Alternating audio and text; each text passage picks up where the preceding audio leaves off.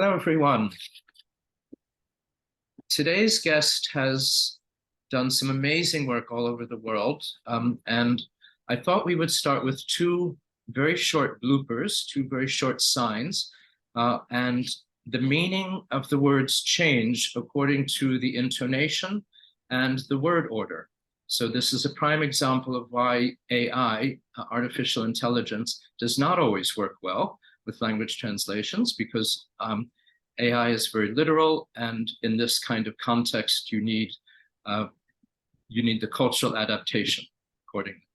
So one is a sign in a Nairobi restaurant, which says, very simply in English, "Customers who find our waitresses rude ought to see the manager."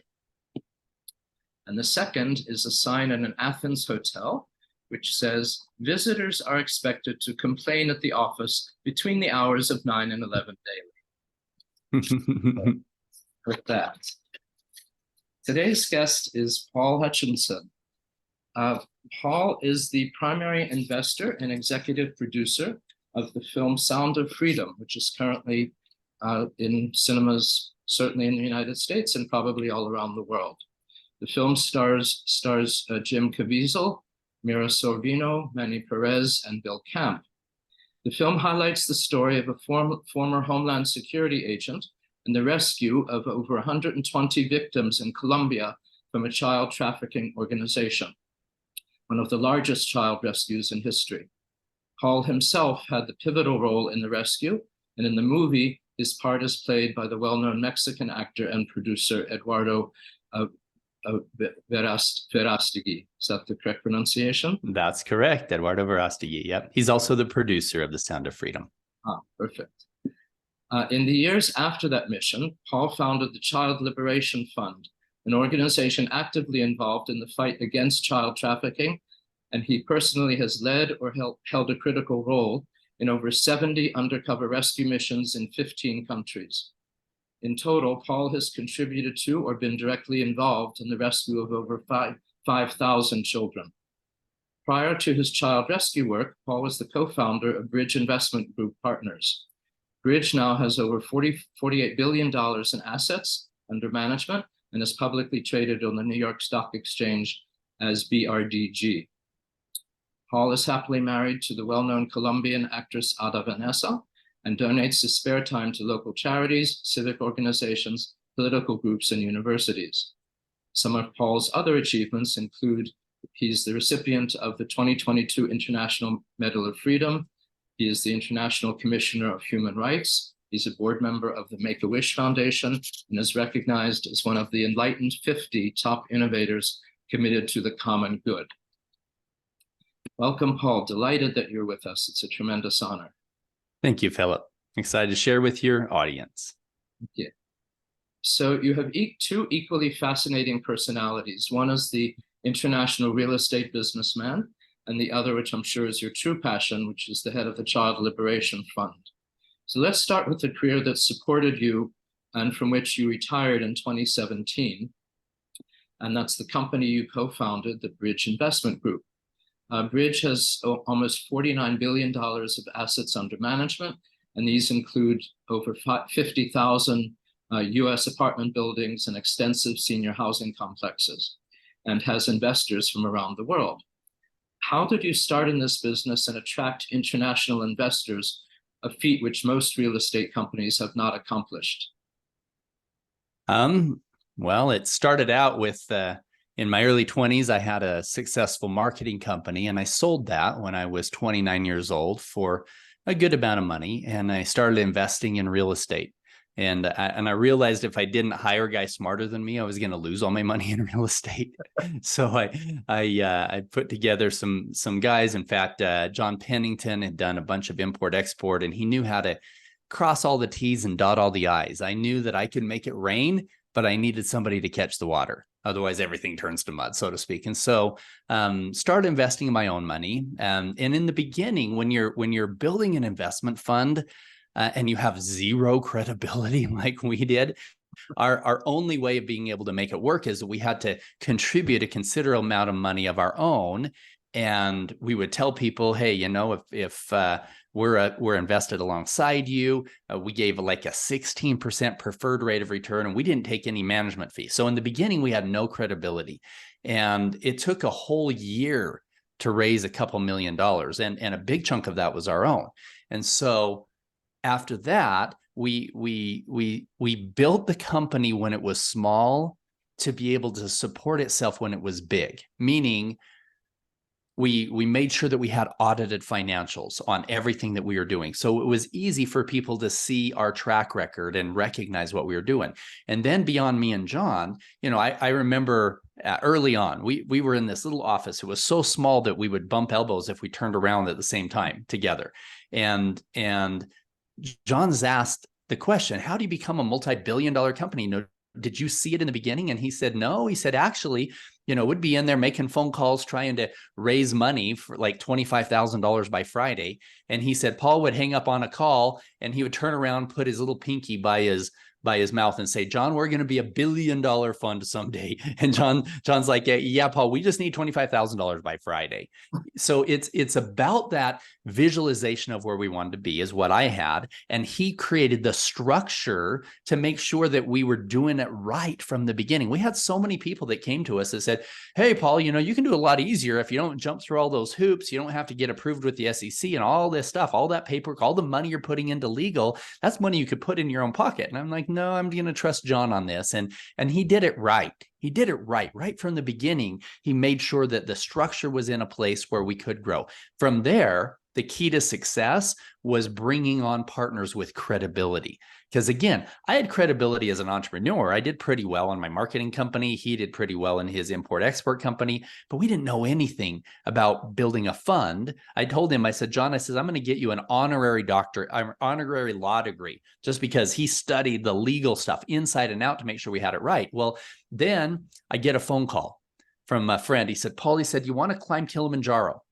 I'm like, where's that? He's like, it's Africa. It's the biggest mountain in Africa. And I'm like, well, I haven't even climbed Mount Olympus and I can see that out my window. So why would I go climb some mountain in Africa? That doesn't make any sense. He goes, no, he said, well, we're leaving in about 4 months. You've got to give up your Saturdays between now and then and train, and it's going to cost you about $10,000 to go. And I'm like, well, then hell no. Why would I give up all my Saturdays, train, give up $10,000 and go climb a mountain in Africa?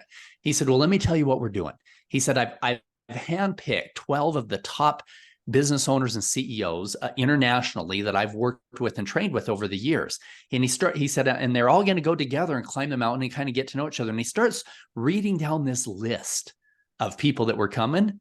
And halfway through, I said, John, now Travis was, and I said, Travis, when are we going again? Because I knew that building relationships with that caliber of people was going to expand everything that I was trying to create in my life. It was so valuable. And so I'm like, heck yeah, I'll go climb a mountain and throw up whatever I have to do to go meet these guys. And in doing so, met some key people that we brought on that gave us credibility as we started building the fund. One of them he had done over $3 billion in real estate development, international stuff, whole bunch of things. And so I joke and say that, yeah, me and him, his name was Doug. We became really good friends throwing up at about 19,000 feet on the mountain type thing, but took him to lunch every month for the next year, brought him on as a partner. Now we started to have credibility, which I didn't have before. And we could start going after the bigger. In the beginning, it was arm-to-arm combat. It was raising money, $250,000 at a time, at $500,000 at a time from high net worth investors, a lot of work. After we started building the credibility, then we brought on some bigger players that allowed us to go international. So that's kind of the beginning of Bridge. And from there, if you want, I can kind of tell you how we took it to an international stage. Well, let's talk about what I'll call the care and feeding of international investors. Do you have to treat them differently than you would treat North American investors? Well, we did. Our international investors didn't want to be subject to double taxation and things like that. And so we set up vehicles, structures that allowed them to invest in the US through something like a Cayman Islands investment fund. And in doing so, they didn't have to fill out tax paperwork and everything else in the US. Now, the taxes were still paid. It was paid through the corporation in the Cayman Islands, and everything was taken care of legally there. But they didn't have to deal with all of that crap. They could handle all the taxes in their country as well. So yes, that was a big thing with the international investors. We also had to make sure that our fund was set up to be respected with international investors. You know, we had other funds in the area that chose a local bank as their carrier. No, we chose Wells Fargo in the beginning and some bigger ones. Our legal counsel, we could have gone with some local legal firms, but no, we use legal firms in New York and Hong Kong and guys that were respected internationally, so that our investors would see that and we would have that credibility to go big and go international. So those were all super important, is to look at our strategy through the eyes of an international investor. What do they not want to have to deal with double taxation and filing out US tax returns and all this stuff, and what kind of things give us extra credibility with them? That was important as well. That makes perfect sense. One of the phrases, or one of the things you've written, is that you had various encounters with people who steal or con others in business transactions, and who think that those actions are simply part of doing business. Could you elaborate about that and specify whether these practices are more prevalent in some countries than others? Well, I'm not going to throw any specific country under the bus, but I will say that there was a general culture with a number of our investors in Asia that it was just different. It was different than the West, in that some of them actually thought, now this isn't like the whole country, but many of them thought that if they could finagle a business deal and put something, in front of you that you didn't know, or do something that I wouldn't think would be moral and ethical in business. In their mind, it wasn't about being moral and ethical. It was about, hey, I'm a better businessman if I can, put this in front of you and have you not see it. And I can, oh, look, I got away with that. No, I don't do business that way. I do business with people who have integrity, right? Now, we did have a lot of great investors from Asia as well that were fantastic. And so it wasn't all the way across the board, but I did notice that there was a larger number of them that just thought that was a way of doing business that was out of integrity. If we could steal some ideas, that's just because I'm a better business owner. I don't feel bad about stealing. That is bad. You're out of integrity there. Very much so. That's critically important. And in other podcasts, I've talked about sort of what is the truth, or what is accepted, and what's considered truthful or honest in the West is just different in other countries, where what is truthful is simply what's appropriate for the situation. Yeah, exactly. Yeah. Now on to your true passion, which of course is liberating children. Your website says that, and these numbers are absolutely horrendous and mind-boggling, 10 million children are sex trafficked worldwide, 152 million are forced into child labor, and of those 152 million, 73 million are engaged in hazardous labor in 143 countries. You describe the Child Liberation Fund as an umbrella organization that funds recipient charities to do the various aspects of the identification and rescue and reintegration work. Could you describe how the CLF operates and the functions that your recipients perform? Yeah, so for a long time, the Child Liberation Foundation, you can go to liberatechildren.org and get some more information there. But for a long time, it was just a place where I was putting some of my own money, and it was funding some of the rescue missions that we did internally and things that we were doing to help other organizations. As we started to grow, we found more and more foundations that were doing great work, guys that were way more qualified than me, guys that were former Navy SEALs, Green Berets, and former, three-letter agency type workers that left their government jobs and wanted to dedicate their skills to fighting trafficking in whatever way they could. And so as I identified these groups and these men and women who were really fighting the good fight and doing such a great job, it was important that we could use my money and others to help fund their operations as well. In fact, we have a couple right now. One has a whole team of dark web forensic guys that go in and take down child porn sites and expose people who are doing these horrible things to children, and work with law enforcement on that. We have some other guys that are actively taking down pedophile rings right now. We have guys that have averaged 15 to 20 pedophiles a month, every month for the last number of months, and they're training law enforcement on how to find these guys and how to take them down, and how to get them off the street so that we can keep children safe. Realize this, that you can go rescue a child and, yes, make a huge difference in the life of that child, or you can also arrest a pedophile and save 10, 20, 30, even up to 100 children that person could be affecting over their lifetime. So getting them off the street, getting them to a place where they're not going to harm innocents, is a vital part of this fight. Absolutely. It's like, taking down the suppliers instead of just the buyers. Stories are extremely impactful, and I don't want you to repeat the story of the movie Sound of Freedom, but could you give us some stories about children whom you personally or your associates have rescued? Yeah, there's a lot of them. There were we were in a country in Latin America. We had worked our way up to the head of the dragon on this trafficking ring, and who through all of his connections was trafficking hundreds and hundreds of children. And so getting contact with him and his cell phone number as I was undercover, turning that into the federal authorities, they were able to track his cell phone and find all of the different rings that he was associating with, and get information as to their locations as well, which was just fantastic.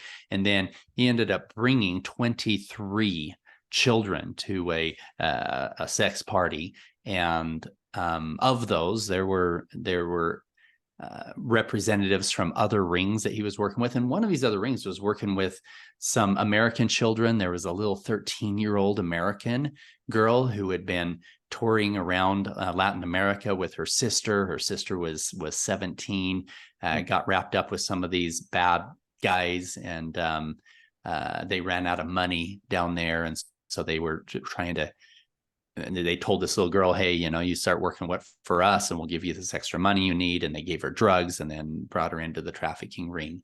That happens all the time. We've had many different situations where we met children who were being sold by their babysitter, by their mother, by their uncle. It's important for your listeners to understand that it's not just the children that are being, abducted and taken in a container ship across the ocean to another country. No, this is the kind of thing that happens in your own house, in your own neighborhood. And it happens all the time. People think that that's the trafficking, is the kids that are moved to another country. A majority of children that are being sold for sex sleep in their own beds at night. They're being sold by a familiar member, and their parents don't even know sometimes. Some things that will happen is one of these perpetrators will take a nude picture online and put the face of this young 12, 13-year-old girl on it, so it looks like she's actually naked. And then they'll use that as coercion. They'll say, oh, look at this. We've got this picture of you naked, and we're going to send it to your dad. We're going to send it to your church. And unless you send us some more other pictures, and if you send us more, now they have real pictures. And then they say, now we're going to send these to authorities unless you come and perform this sex act. And now they've got a video of her. And so it's all just fear and control until they've got these young women, and even older ones, that are unfortunately being trafficked, and their family doesn't even know about it. Absolutely. And you mentioned that, this happens right under our noses. I remember when I lived in San Francisco, there was a trafficking ring, basically, that the police uncovered just a few blocks from where I was living. And one doesn't know what's going on in the neighbors' houses, innocent house just down the street. And these horrible situations could be happening anywhere in the country or anywhere in the world, for that matter. Absolutely. Yep. Happens more often than people think. In fact, the reality is 1 out of every 4 women that you know has been a victim of sexual violence as a child. Women as a whole, it's somewhere between 40-50% minimum. It's probably higher that sometime in their life they've been a victim of sexual violence. And with men, it's a little bit lower, but still, it's estimated over 200 million men have been sexually abused under the age of 10 years old. And the average age of somebody coming out and saying this happened to me, the average age is 52 years old. Wow. They've lived their whole life holding on to this trauma and not allowing it to release it. I mean, I'm 52. I've got grandkids. You know, I've already raised my kids. If people are holding on to that trauma that long, then it's affecting so many areas of their life. And it's important that we have these conversations with people so that they can open up, they can shed that pain and come to a place where they can heal from it. Well, the largest sexual abuse scandal, of course, is the Catholic Church, but it's not just the Catholics. It's in many churches, and also just, I presume you'll confirm that it's sometimes just relatives. Very often it's uncles and other male relatives who may do this to the male members of the family or the female. Yeah, it's super prevalent, and it's not just males that are perpetrators. This is what people misunderstand as well, is a lot of the traffickers, a large percentage of them, more than you would think, of the traffickers that are selling children are females. And so you'd think that this is just a male-dominated thing, but it happens everywhere.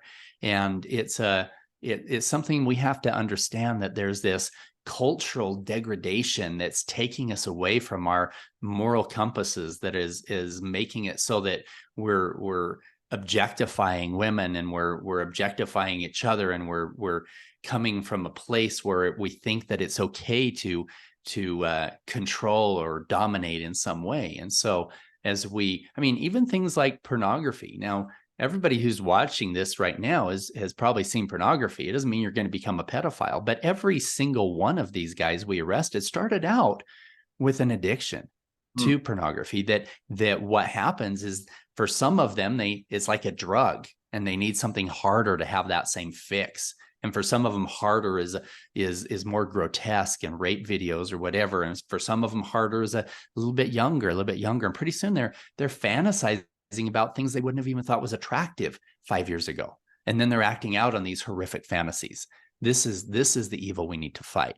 And we need to change our perceptions of ourselves, and change our perceptions of each other, and come into a place where we can heal from our trauma of our past, so that never ends up coming out in forms of physical abuse, verbal abuse, anger issues, or even in some cases passing that trauma on in terms of sexual abuse of others.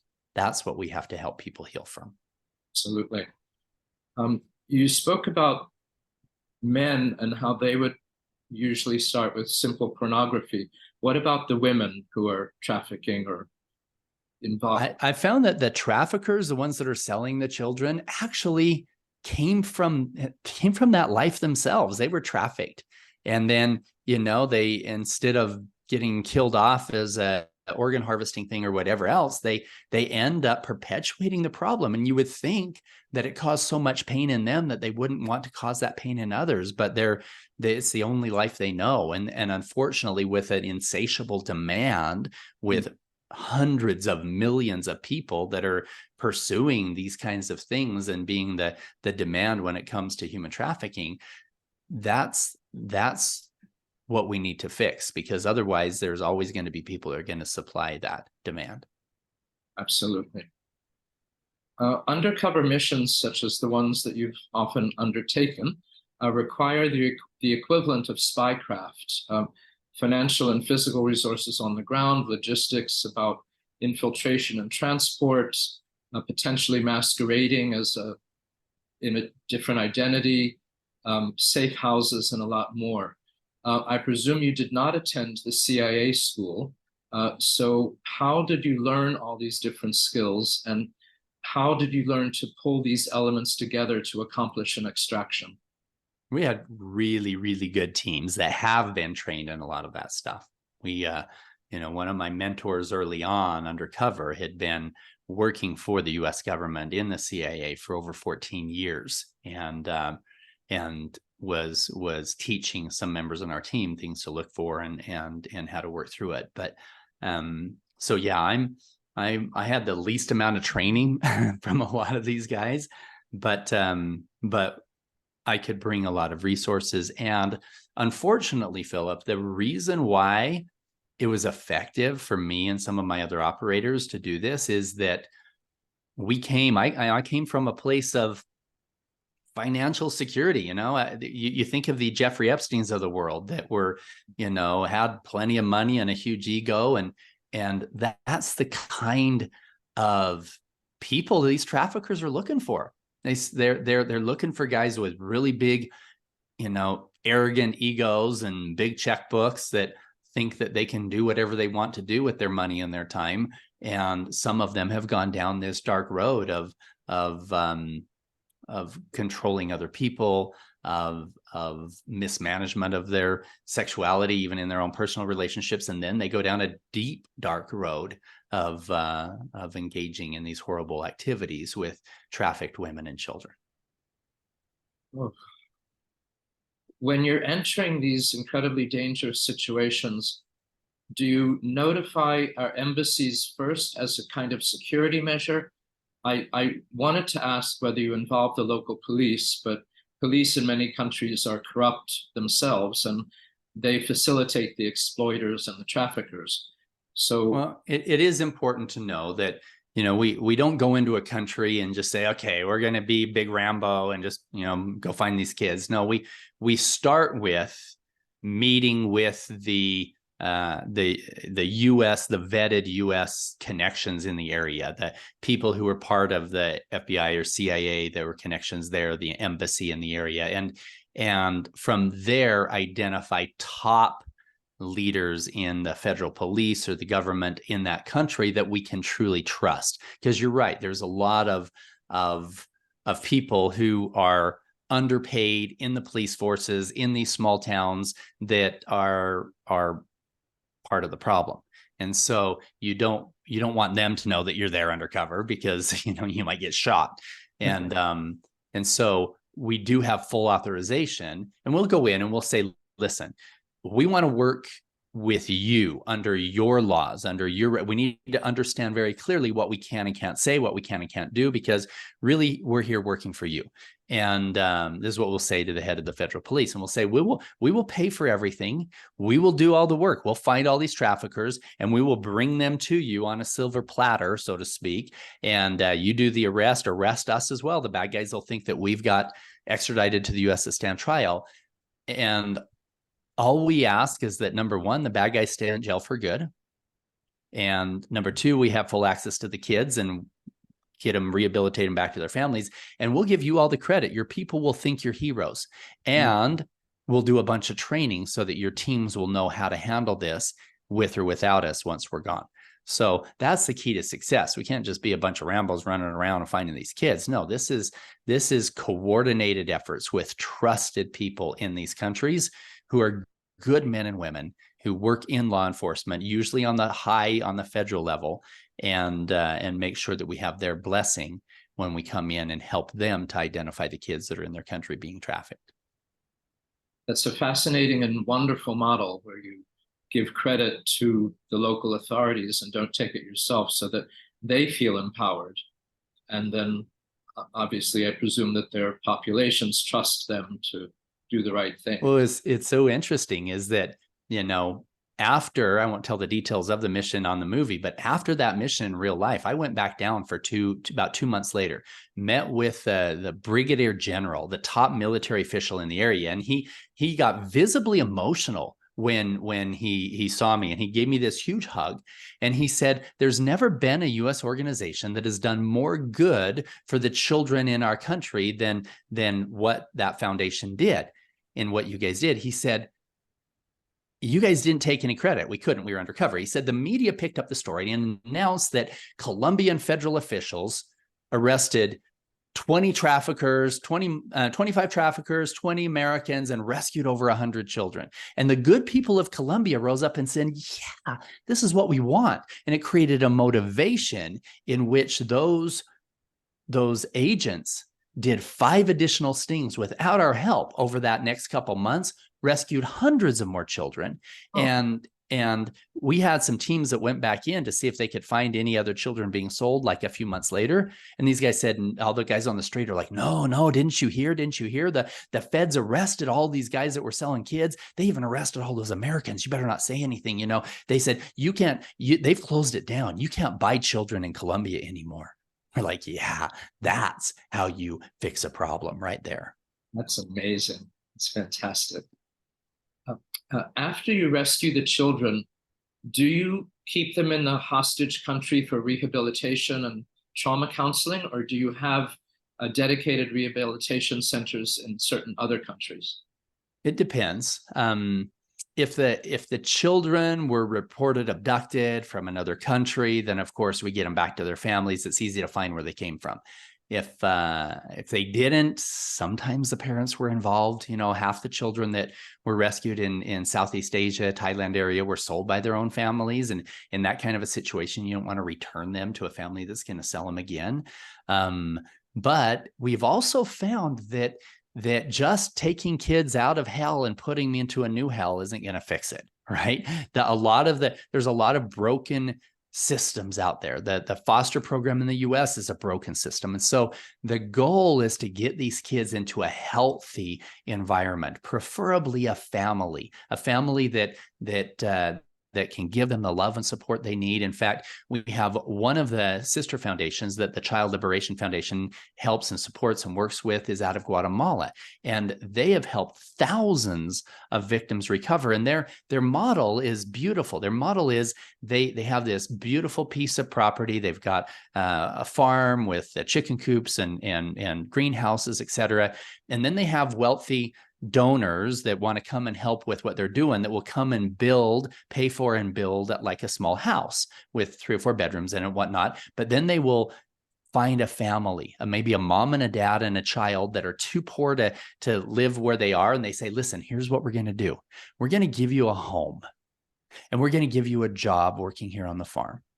And we're going to give you 3 more children. Right. So, and we'll help pay for everything, and you'll have therapists and psychiatrists there, but we need a loving mom and dad to be able to help some of these traumatized children work through some of their issues and feel loved and accepted. And so it's beautiful in creating this way better environment than just a random, safe house and whatever for the kids, but giving them that healthy environment with the mom and dad there. So just some little things of different places we're working with the Child Liberation Foundation. Right now, one of our projects is what we call Liberating Wings. And that Liberating Wings or the Healing Wings project is we'll take existing safe houses where the children have been brought in and maybe don't have the same model that they had in Guatemala, but they've got beds and psychiatrists and some people that are helping them, but they don't really have a place to expand their creativity and their talents and their gifts and focus on healing as well. And so we're building extensions on those facilities, called it a liberating wing, an extension, but it really is just a room. It's a room with sound in it and some art type things in there and a place they can learn some different skills. And so things that we can do to help them truly heal as they're working through some of these issues and learn new skills so they don't end up growing up and not knowing what to do with their life. So it's amazing. And are there I'll call it a rehabilitation farm as in Guatemala? Are they in other parts of the world as well, that you have similar models? Yeah, we're expanding that model right now. Now that I'm done doing undercover, we're putting a lot of our resources into expanding the vision and the scope of the Child Liberation Foundation. And so that's something that we're full-time focused on. Wonderful. Assuming that the parents are loving and did not sell their children into slavery, At what point after a rescue do you notify the parents that their children have been saved? Soon as we can find them, for sure. That's an important part, is finding those parents and seeing really what was going on. We had one recently it wasn't recently, it was a few years ago in Acapulco, where this girl was being sold. She was 13, being sold by her own aunt. The aunt was working with the traffickers. The mom had no idea what was going on. And this little girl was being babysat by her aunt, who was showing her pornography and told her, oh, your daughter's, she was telling this little girl, she said, you're going to lose your virginity sometime anyway. You'll lose it to these Americans. We'll pay you a couple $100. She was charging us thousands of dollars for this child, and, grooming her to be trafficked. And so, of course, that mother was notified immediately because, she had no idea what was going on. The aunt was booked into prison. And so, yeah, as soon as we can find the parents, we're getting them back to them. Absolutely. And I assume you asked the children whether the parents were collaborating in the trafficking, in the selling of the child, or whether sometimes the kids don't even know. There's probably more work that needs to be done there in finding out really what's going on with that. So yeah, the therapists handle all of that stuff with the kids and finding out where they came from, what their background was. I mean, we had a child recently was originally in Ecuador, and her mother died when she was 8 years old. Her father was a raging alcoholic, and so they took her to live with her uncle at 8 years old. By the time she was 10, her uncle was raping her, and she told the family. Family didn't believe her. And so by the time she was 12, 13 years old, she has been being raped at home by her uncle, who's supposed to be her protector. The traffickers notice her behaviors at school, and they start grooming her and convince her to go with it. This one trafficker convinced her to leave and go with him to Peru, and bought her a ticket to Peru. They went to Peru, and he took away her passport, bought her some really sexy clothes, took away her phone, and said, here's what you're going to be doing.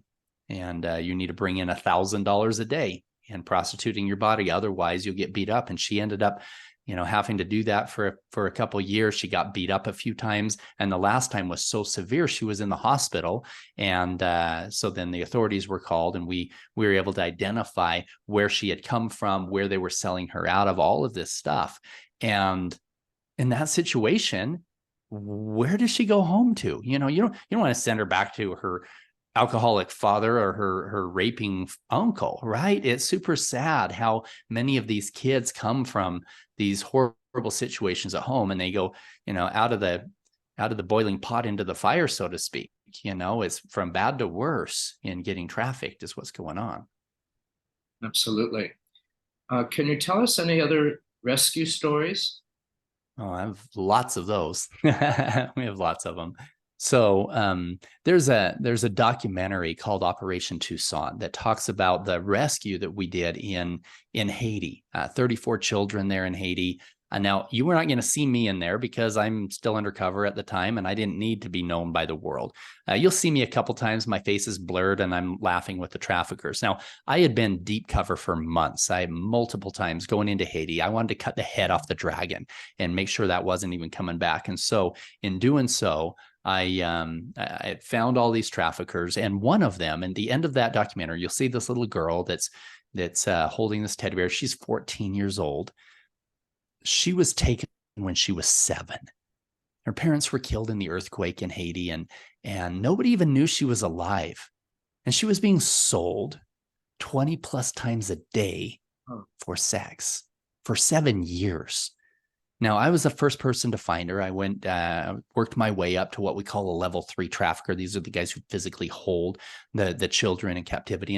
And it was me and one of my operators. And this female trafficker is who we were introduced to, sticks this key in this door, opens it up.